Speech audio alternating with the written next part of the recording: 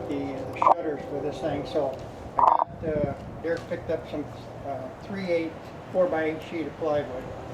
I cut it to 15 inches in width, and I took the length of the window just slightly on the top, because I didn't want the water to drip, especially in the front. And what it's going to look like rough, it's going to be going like this. Keep in mind, this is going to be a little bit higher because I still have my trim on the bottom and the top, so it's going to be flush up there. So we're going to go inside the garage, and I'm going to show you how I'm going to lay this thing out. I'll show you the one I've completed, except for the stapling of the cedar on the face, because what I want to do is I want to pre-drill 6 holes, 2, 2, and 2. I want to anchor this to the house. It's all going to be framed up, all except for the cedar on the face. When I secure it, then I'm going to come out and I'm going to staple all the cedar on here, and it's going to cover all my reset screws, so you won't see any screws mounted on the house at all. So let's go inside the garage and I'll show you what I've started in there.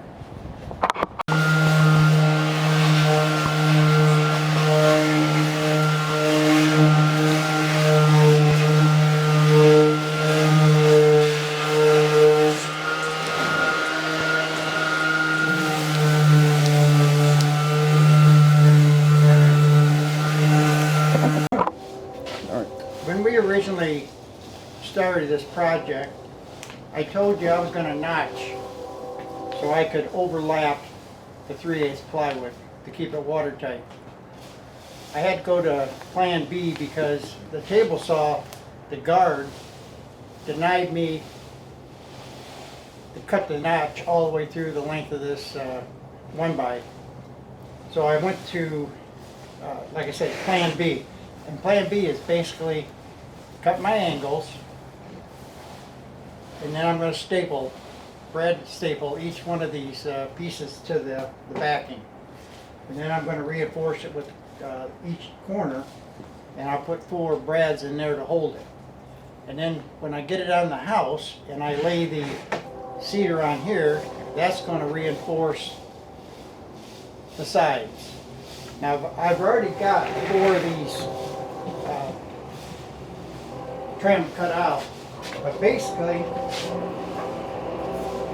all I did was come over to the saw, put it on the 45-degree angle,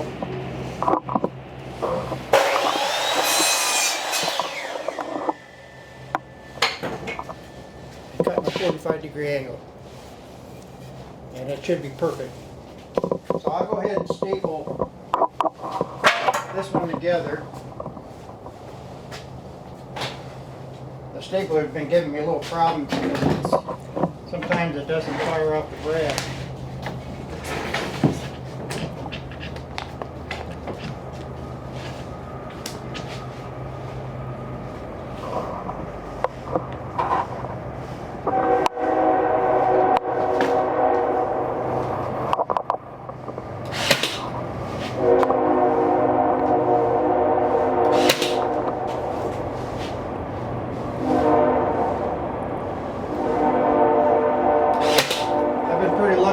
Stapled my fingers yet.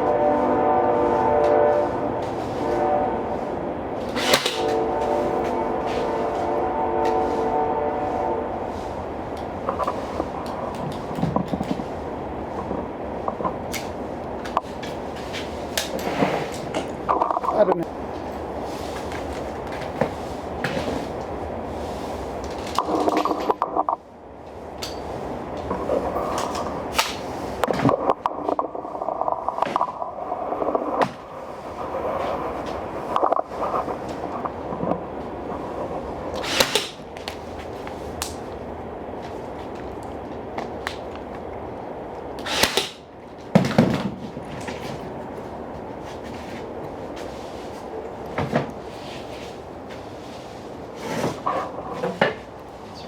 Pretty simple.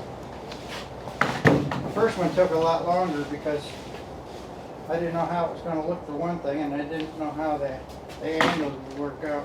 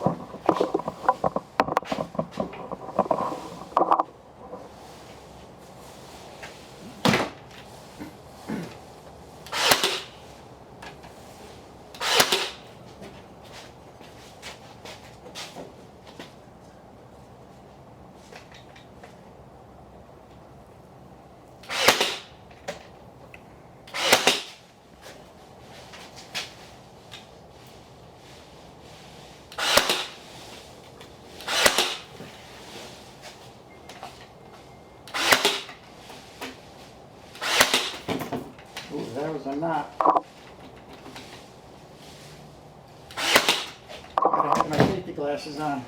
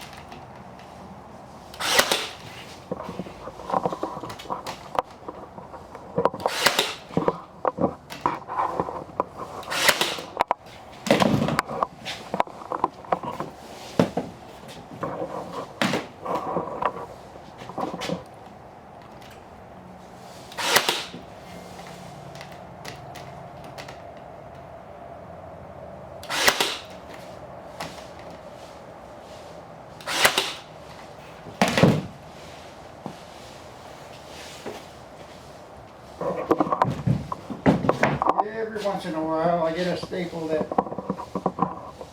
barely comes out, covered by the cedar, so I gotta make sure I put another staple in there to make sure it's secure is all.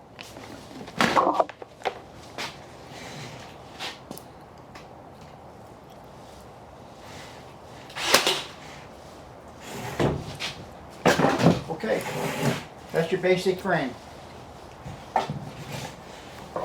And I'm not going to sand it very much because Denise had an idea they wanted to keep it the rustic look, but I had to at least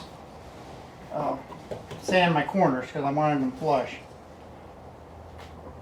And she went and bought some sealant, a clear satin, that's going to bring the texture of the wood out real good. Now I'm going to bring I'll bring one of these finished ones off.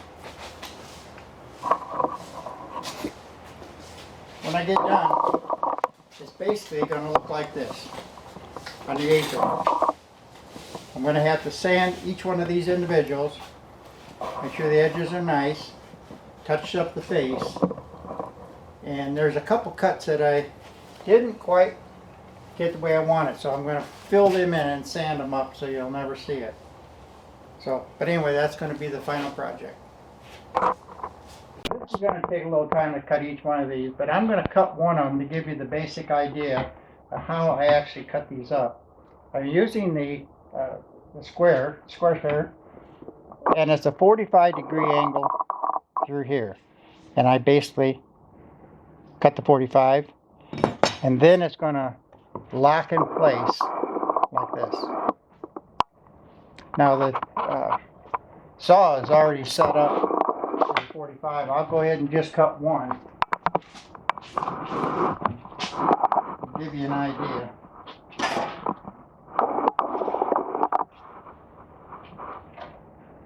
And I love this saw. It's got that pre-marked there so I can't mess up too bad.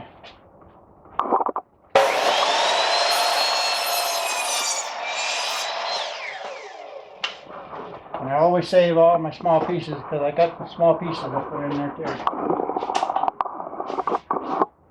Then I'll come over to here. What do I do with my pencil? I think you lose a pencil every day. Yeah, I bought them.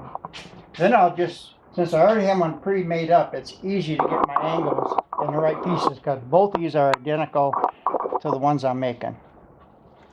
So we just line that up rough. I'll go ahead and mark it. Put that back so I don't mess it up. And I'll go ahead and cut this angle.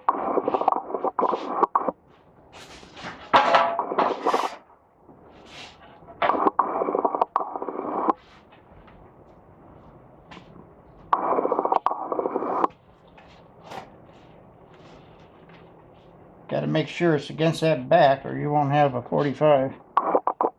Okay.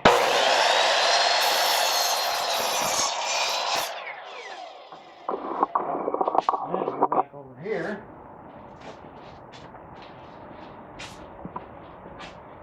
And that's going to fit just like this. And then when I cut the other side,